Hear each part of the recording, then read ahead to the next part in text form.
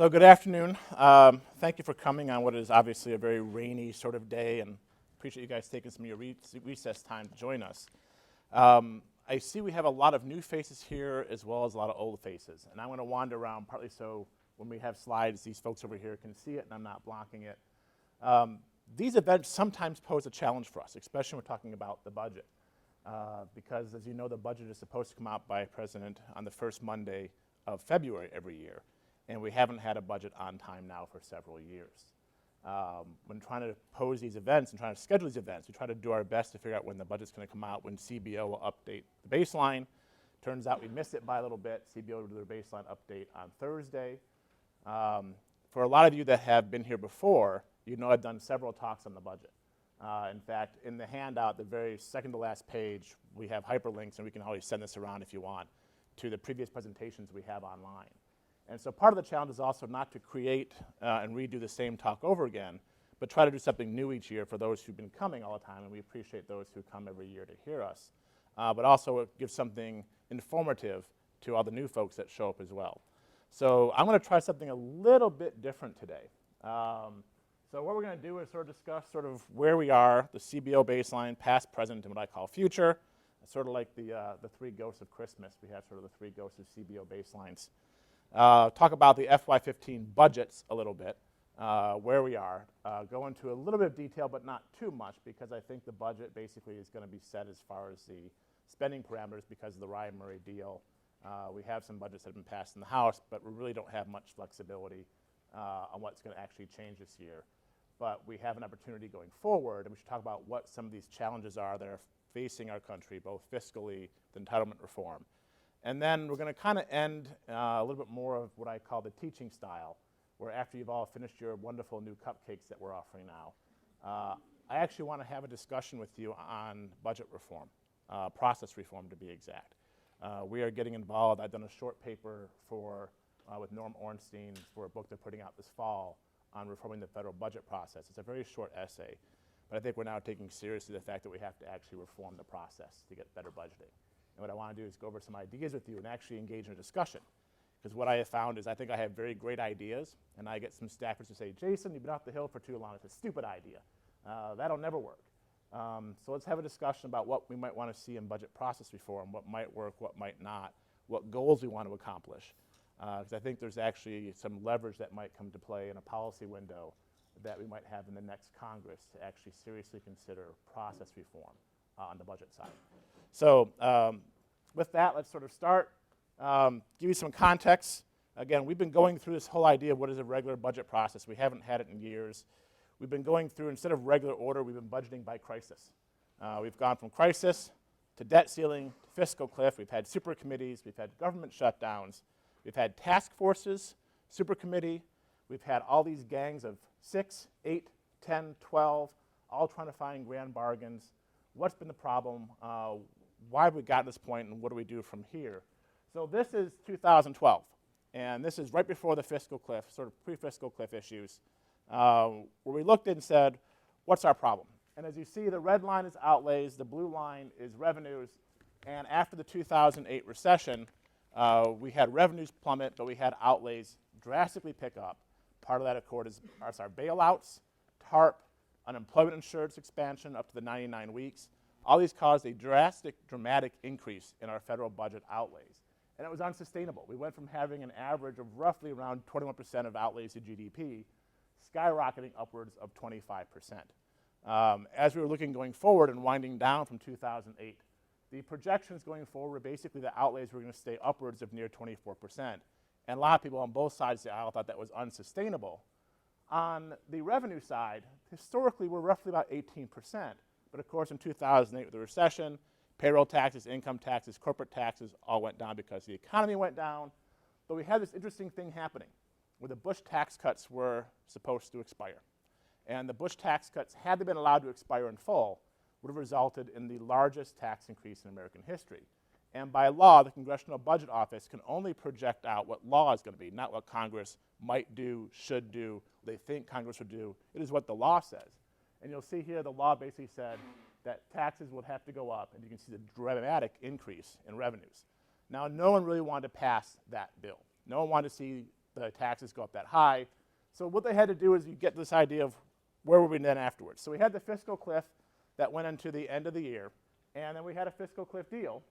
And as you see, I'll just kind of toggle back and forth, revenues came down a little bit because while tax cuts were extended, they were raised on higher income taxpayers. And then on the outlay side, we kind of lowered outlays a little bit, but the growth rate picks back up again.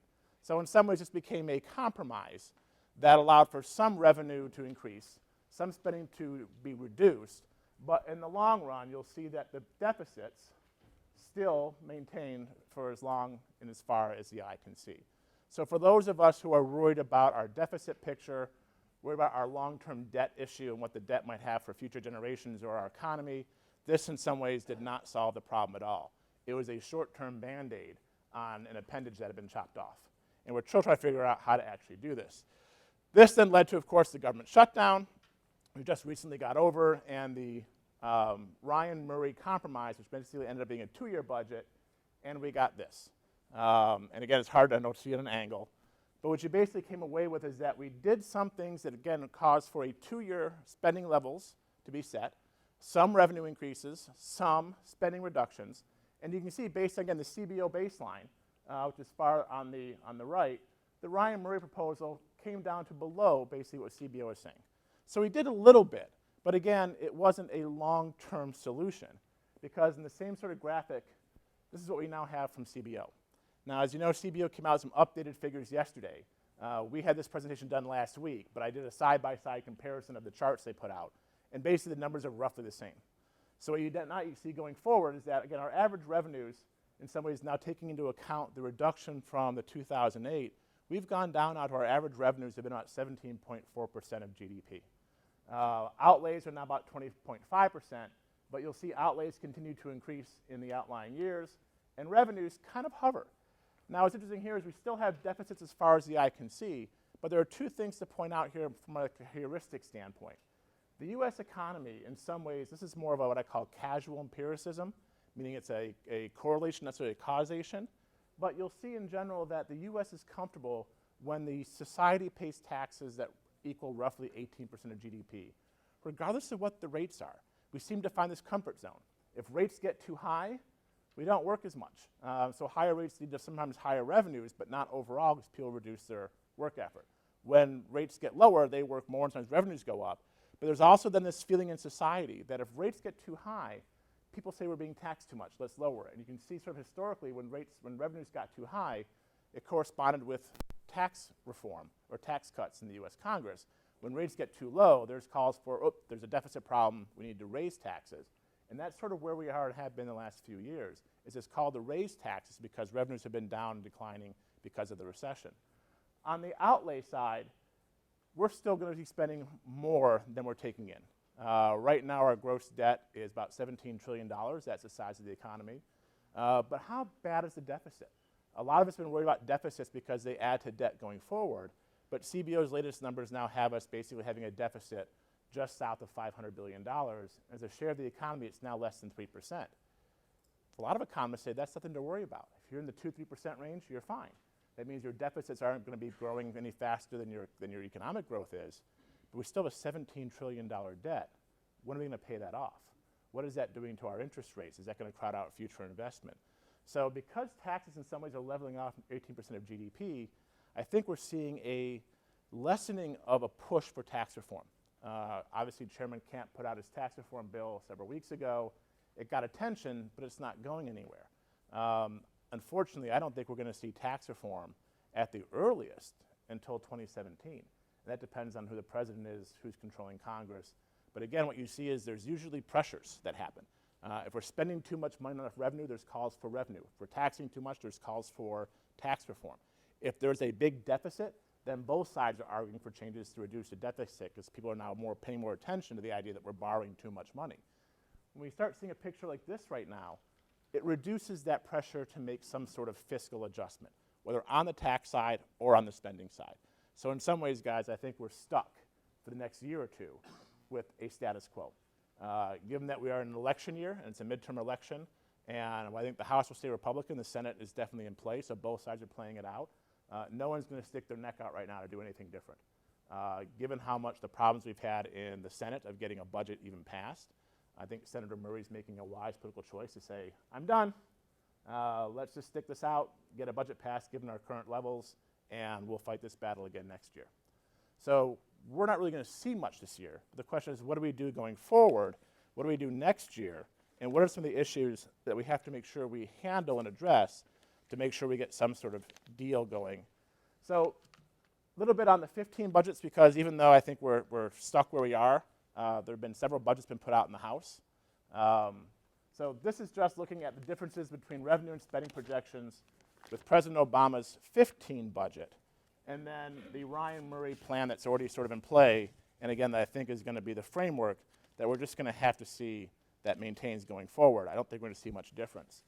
And as you'll see with these figures, President Obama has come out with a plan that in the short run increases spending, but in the long run declines it, reduces it. Now this is always interesting because we always know that we never set 10-year budgets. We talk about a 10-year budget window.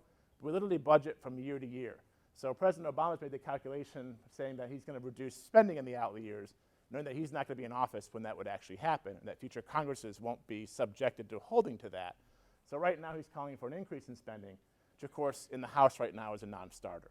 On the revenue side, it's sort of the same thing. President Obama wants to raise taxes going up higher than the Ryan Murray projected revenue path right now, or CBO. So again, it's because of the idea that we probably have a non-starter in the budget, and we're kind of stuck where we are. Some of the plans that have been put forward, again, the Senate doesn't have any plans. They're sticking with basically with the Ryan Murray compromise budget. I think we're set there. But on the House side, it's interesting. So we've had the Republican Study Committee, the House Republican budget for Chairman Ryan put out, the Congressional Progressive Caucus has a budget, the Congressional Black Caucus put out a budget, of course President Obama, and then House Democrats put out a budget.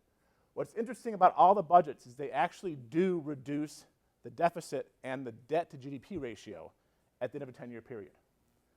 Even the Democratic budgets do. And what I have to give some credit to is some are being very transparent, some aren't. The Congressional Black Caucus was very transparent in saying they want to increase spending and they want to increase taxes to pay for it. They're not saying how they would increase taxes, but they're saying we want to pay for it by raising taxes. So they're saying spending's too low, raise it. Taxes are too low, we'll raise it to pay for it, and they'll still reduce debt to GDP in the long run. But again, that's not a starter in the House, and it's not going to go anywhere. The Republican Study Committee come out of the budget where they recognize that our long-term challenges are entitlements. Medicare, Medicaid, Social Security, the disability insurance program as well. They put reforms in place saying we have to address this, and they actually end up balancing the budget in 4 years.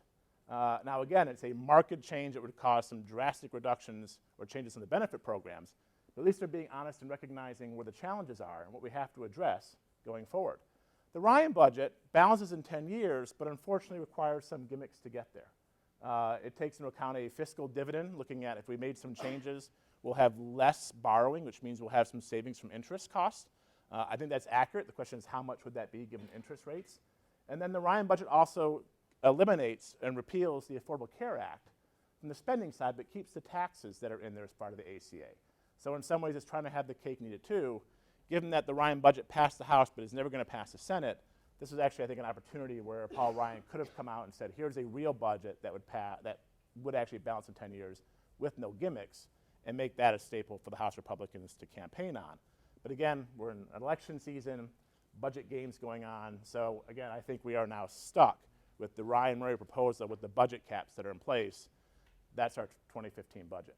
I don't think there's any way around it. I don't think we can get anything else through the House. So what do? I think we collectively punt, take a deep breath, focus on the challenges, and now let's gear up for the next one. And how do we do that? Part of the problem, again, as we talked about, is we've had fiscal cliff issues, we've had debt ceiling issues, we've had government shutdowns. The process doesn't seem to be working the way it originally intended to actually have regular order in which bills are considered, President's budget is set on time, the House and Senate pass a budget resolution.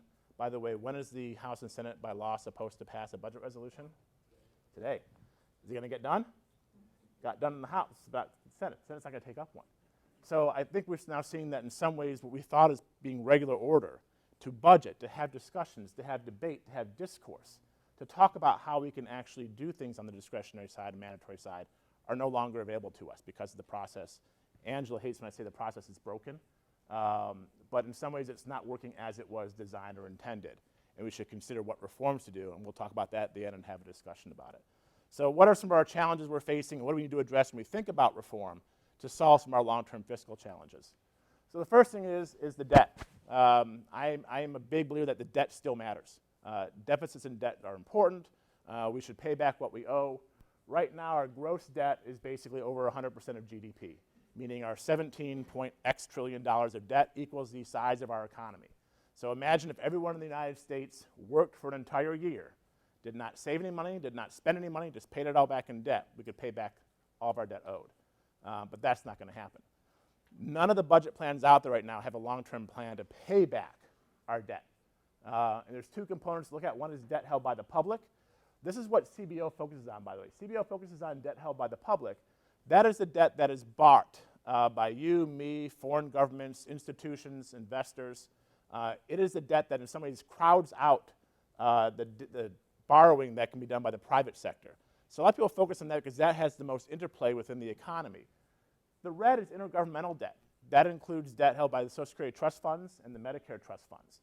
Now, if you believe, like I do, that Congress will not allow us to default and not pay benefits to Social Security recipients, or hold that the bonds in the trust fund aren't somewhat real, then in some ways, gross debt will eventually be turned into public debt. As Social Security goes to Treasury with the bonds and says, here, we need money to pay benefits, Treasury takes them, converts them into debt held by the public.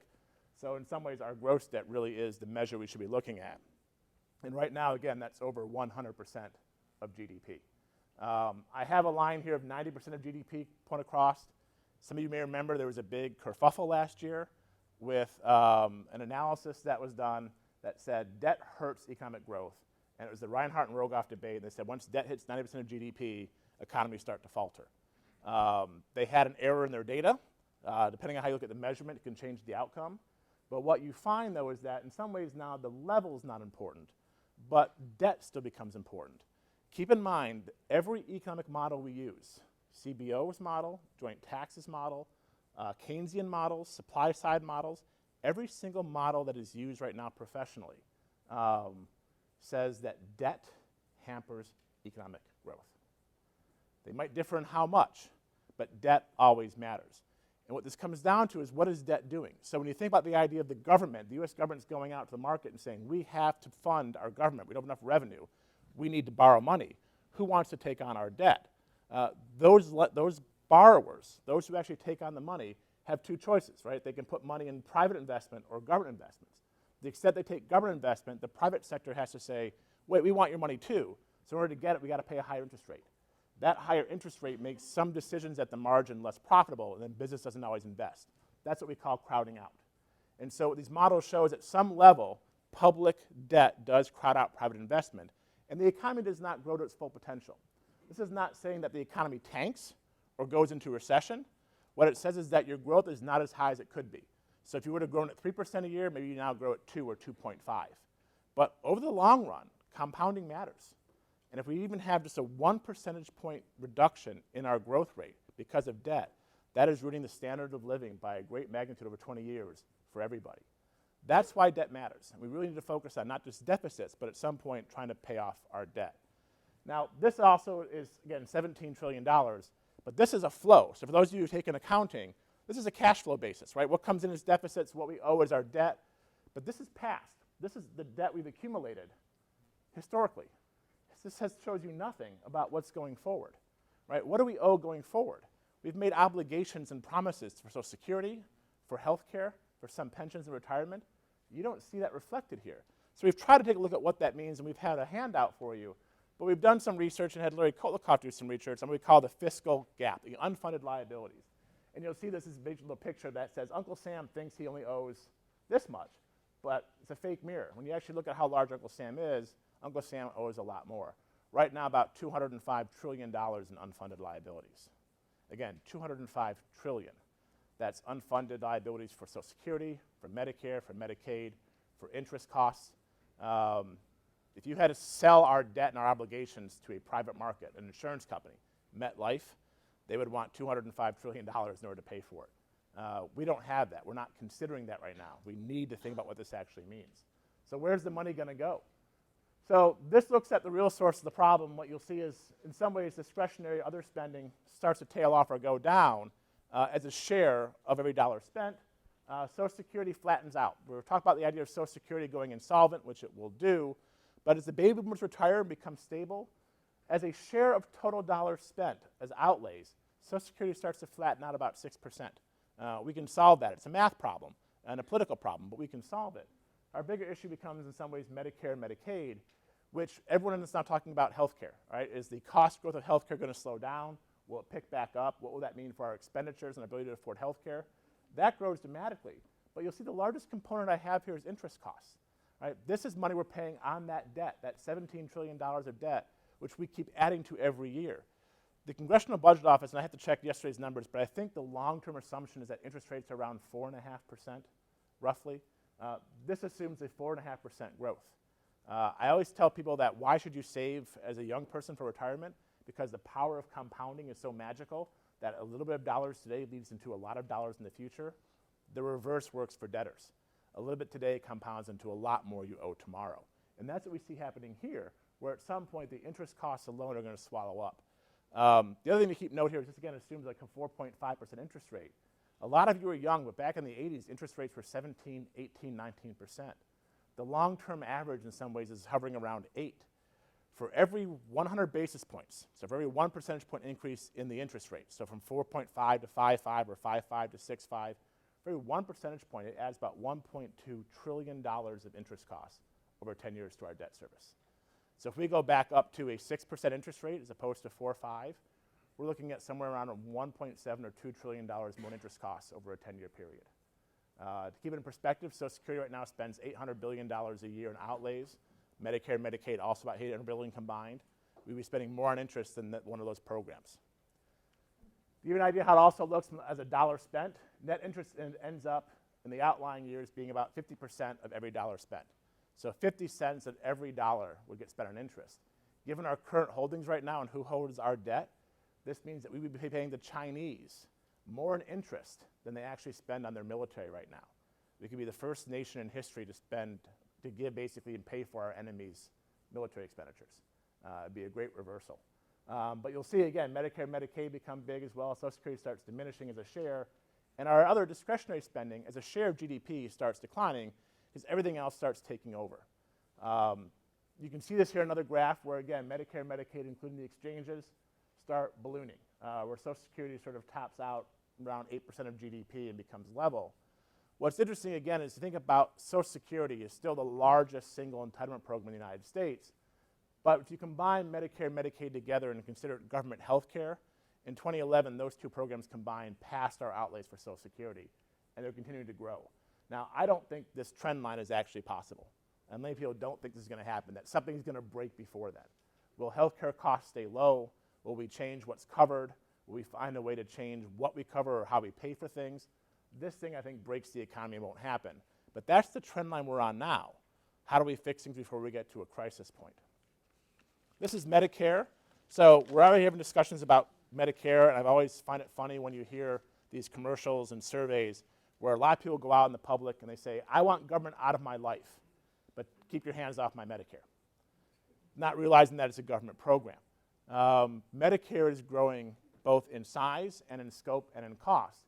And to give you an idea of what we're talking about, we've rebased the dollars here, so they're all in 2011 dollars, just so it's apples to apples.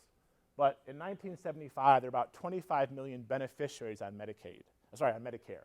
And in 1975, it cost us about $2,800 per beneficiary to cover them. In 2011, we now have about 48.6 million beneficiaries, but it costs us $11,500 on average to cover each one. This balloons in 2040 so that we have about 88 million beneficiaries on the program, but the cost goes up to $21,000 per beneficiary. So again, part of the big cost increase in Medicare is beneficiaries. We've expanded who's covered, but the costs are going up as well. We're not doing a good enough job controlling costs. This doesn't mean that cost growth isn't slowing, but it's still going enough that, again, it gets to the part where the program becomes too expensive and swallows out our ability to pay for anything else. This is Medicare. This is Medicaid. Again, Medicaid is a state-run program for the poor that it has federal financing and federal guidelines on coverage. The reason why the states are concerned about Medicaid is because of the funding issues. They have to still pay for some of the funding, and the federal government chips in and shares for some of the costs. But as the number of beneficiaries rise, so does the state's outlays. Right now, for most states, Medicaid is their largest single expenditure in their state budget, more than education. As Medicaid continues to rise, it crowds out their ability to pay for education or infrastructure because their resources are strained on the healthcare side. This is sort of projection looking at going out again, far away 2080. But if we go on the same path, we're going to get to the point where healthcare is going to basically dominate all of our fiscal budgets. Again, this goes out a long ways. It's 2080. We have time to make changes, but we have to do it. This is Social Security. So for those of you who studied Social Security, for the longest time, the program had what was called trust fund surpluses. There was more money coming in payroll taxes than we were putting out in benefits. That money went to trust funds. The government basically put an IOU to itself to use the money to pay for other services and left itself an IOU to pay back later. But now the program is what's called cash flow negative, meaning that the money coming in from our payroll taxes are no longer enough to pay benefits. And as we start having that diminish and go further out in outlying years, Social Security will start redeeming those trust fund bonds and going to Treasury and saying here, which means that Social Security now is contributing to the deficit. There's no mathematical way around it. It is now contributing to the deficit. And this becomes a more immediate problem. This is not a 2080 problem. This is a problem for the next 20 years. So what I've done here is shown you the trust funds that for 1990, 2000, 2010, and 2012. The 2013 trust fund that came out last year, the numbers didn't change. The 2014 trust fund should be out. Usually it comes out in April. They are, guess what? Also late. You probably will not see it until June, maybe July. So we're seeing a habit now going in this administration where a lot of our budget type documents that we need to make decisions are not coming out on time. But back in 1990, they thought the trust fund would go and solve it in 2057. Right? If you remember if Congress is the public and it's 1990 and you're like, that's 67 years away. Pfft, not my problem. I don't care. We're not going to worry about it. And Social Security reform was not an issue. Now you get to today and it's 2033. That's 20 years away. I'm 42. That means that's going to affect me. Now I care. You laugh, but I care. For those who are on benefits, we've talked to some people who are on Social Security. They're just turning like 65. Life expectancy now is in your 78, 80s for some people. For some, it might be 90. This could affect them too, right at the very point in their life where they can least afford to have a benefit cut. By law, Social Security can only pay out in benefits what it collects in payroll taxes. So if we don't do any reform at all, we just go with current law and we let it sit and don't do any reform, when 2033 hits, all beneficiaries of Social Security get a basically 25% haircut on their benefits.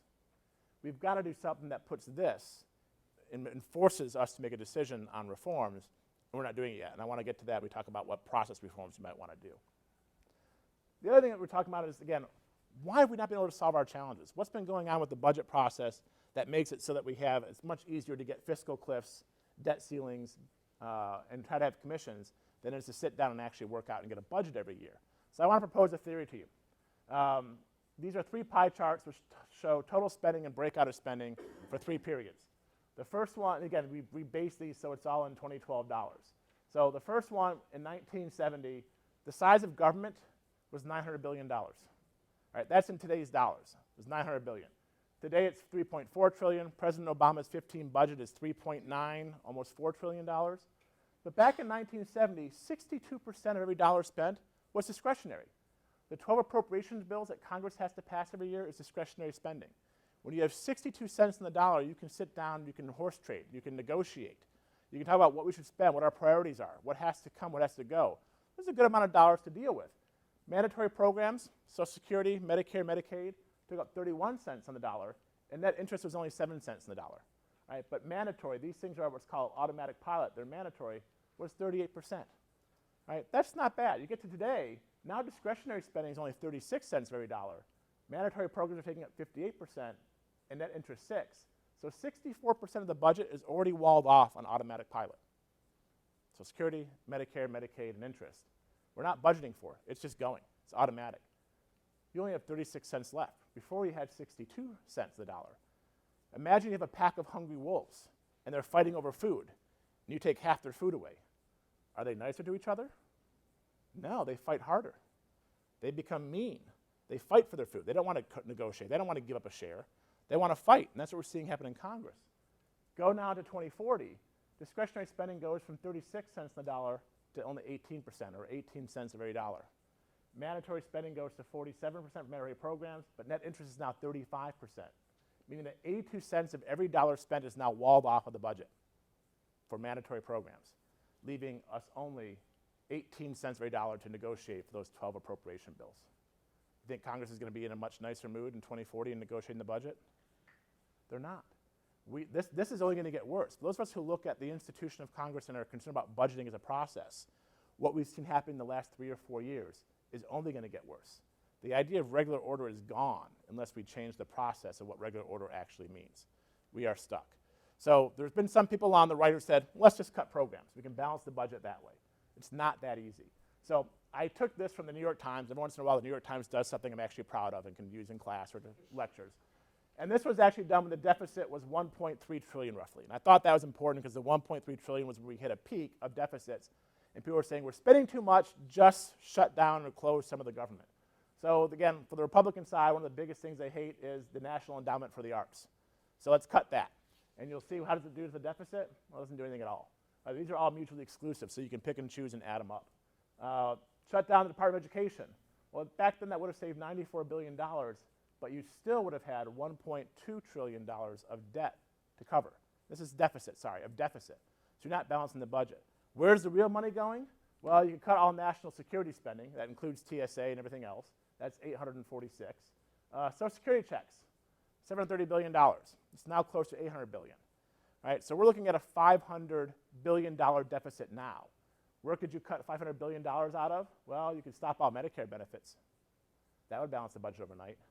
We're not going to do that. We've got to get in a long-term path to solving our fiscal problems, or we're going to get stuck. So this has been one of the other sides that the right has been doing, so we can just cut our way out of it overnight. That's not going to happen. Now, the left has been also very complacent because the left has this great argument, and Paul Krugman is one of the biggest advocates of it, which is we can just grow our way out of this problem. Right? Interest rates are low. Let's borrow more. Some of the economy will grow our way out. Another 1 or 2 percentage points of growth, we're fine. Well, how does that look when you actually put it on a graph? So this is the revenues that we're looking at right now. So there's expected revenues are in green. That's right here. All right? Then you get what happens if you increase revenues by 5% GDP growth, 7 or 10. Well, we can do a lot if we have growth rates of 10%, but is that really going to be likely? Are we actually going to get that? So we want to look at CBO's analysis of outlays and basically take the share of revenues to GDP and grow GDP by certain numbers and see if we can balance the budget. What you see is this, is that our expected spending to 2023 is supposed to go up to about $5.85 trillion. That's our expected spending. Our expected revenues are in green, go here. So you see we still have a giant fiscal gap. But we could actually balance the budget in some ways by just slowing the growth of spending. Not cutting it, but slowing the growth. And you can see that when the models we've done, even if we have spending at 2% increase every year, we could balance the budget by 2021. So again, this allows for a growth of government, but you're not going to grow right at the economy. Again, looking at this projection, you can still see that in some ways, for 2015, we only start balancing getting to our expected revenues and spending if we have basically 10% growth. We're not going to get it. 7% growth gets us there within this decade, but we have growth right now of about 2.5%. How hard is it to get 6% growth or 7% growth? It's not something we're going to get very often. It's very rare we have it and we can't sustain it. So we've got to look at long-term solutions that in some ways slow the growth of government. And I think that's one of the mantras we should hold on to for the budget. It's not that we're trying to cut.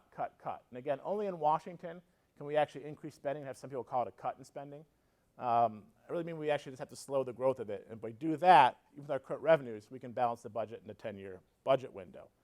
So this is where I want to get to the idea of observations and some possible reforms. Since I have you until 1, I want to allow some time for questions, and I want to get a discussion. So I've sort of seen, looking at this for the last several years, that budgeting is basically backwards. It's the opposite of a family. Right? We all sit down and look at our income and go, I have a job that pays this much. What can I afford when it comes to a house or an apartment? What can I afford with a car? What can I afford with vacations? The government's the opposite. The government says, I want a nice house. I want a big car. I want to go on a lot of vacations, have extra perks. Now I got to go out and find a way to pay for it, and what I can't pay for, I'll just borrow. So it's the opposite of a family budget. If we were doing this as a family, we would set up and say, what revenues are we going to have come in? What do we think is the right revenue level? And then from there, we'd set our spending priorities. We don't do that. Entitlements are now taking up 2/3 of the budget. All right, that means there's not much discretionary spending left to budget over, which means that's hurting the budget process. That's only going to get worse.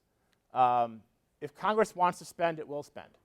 So as we start thinking about process reforms, what can we do in some ways that tie the hands of Congress to actually have budgets that they stick to, and not put things like emergency spending or other things that they get around, which then bust the budget caps?